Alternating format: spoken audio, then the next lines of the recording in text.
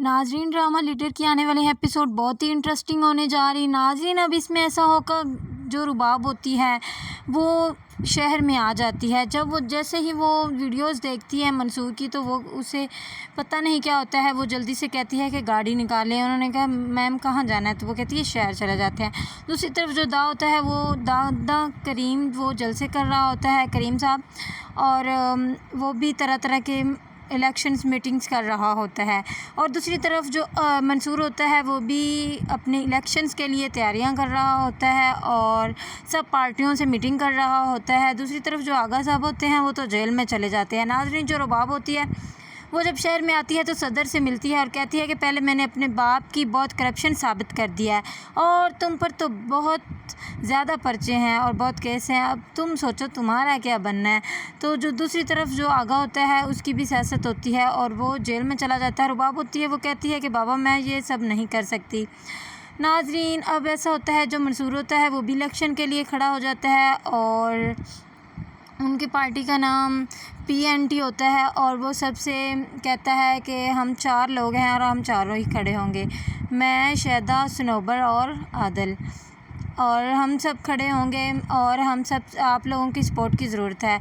वो भी सबसे मिल रहा होता है और अपने इलेक्शंस की तैयारियां कर रहा होता है, इलेक्शंस के लिए जो कुछ चाहिए होती कर रहा था। नाज़रीन, अब ड्रामे का असल मोड़ तब आएगा कि जब रुबाब को पता चलता है कि मंसूर, शहदा और ये सब इलेक्शन के लिए खड़े हो गए हैं, तो वो बहुत उसे गुस्सा आ जाता है और उसे बहुत अजीब लगता है। और जैसे ही मंसूर की वीडियो देखती है, उसमें मंसूर कह रहा होता है कि वो तो रईसज़ादी है और जैसा बाप है वैसी ही बेटी है, उनकी कोई मिली भगत होगी जिस वजह से वो जेल में चला गया और ये सब ऐसे करे। नाज़रीन, और जो दूसरी तरफ जो होता है मंसूर और ताहिर, वो जहाँ भी जाते हैं तो सब उनकी कोई बात नहीं सुनता, लेकिन वो जैसे ही जेब से पैसे निकालते हैं तो सब उनकी बात सुनना शुरू हो जाते हैं। फिर वो DSP के पास जाते हैं तो वो कहता है कि मेरे पास टाइम नहीं है, मुझे जल्दी बताएं। तो मंसूर कहता है कि हमारे पास भी टाइम नहीं है, हाँ, और हमने आपसे एक काम है। तो वो कहता है जल्दी बताएं। वो मंसूर सबसे पहले उसके सामने पैसों वाले बस्ते की ज़िप खोल देता है और कहता है कि ये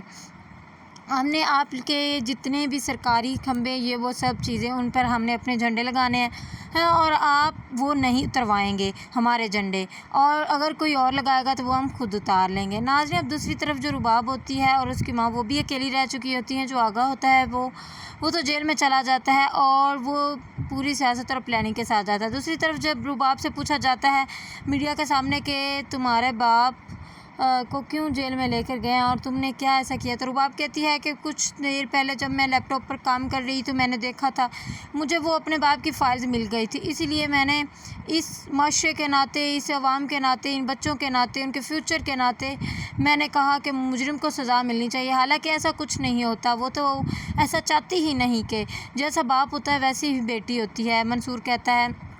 दूसरी तरफ जब करीम दा भी ये वीडियो देखता है तो वो भी बहुत हैरान हो जाता है कि ये क्या हुआ। नाज़रीन, अब तक आपको वीडियो कैसी लगी? अगर वीडियो आपको अच्छी लगी है तो वीडियो को लाइक ज़रूर करें, चैनल को सब्सक्राइब ज़रूर करें, अपना ढेर सारा ख्याल रखें। नाज़रीन, अब ऐसा होगा कि सब अपनी अपनी जगह पर लड़ रहे होते हैं। नाज़रीन, इसमें मुझे लगता है कि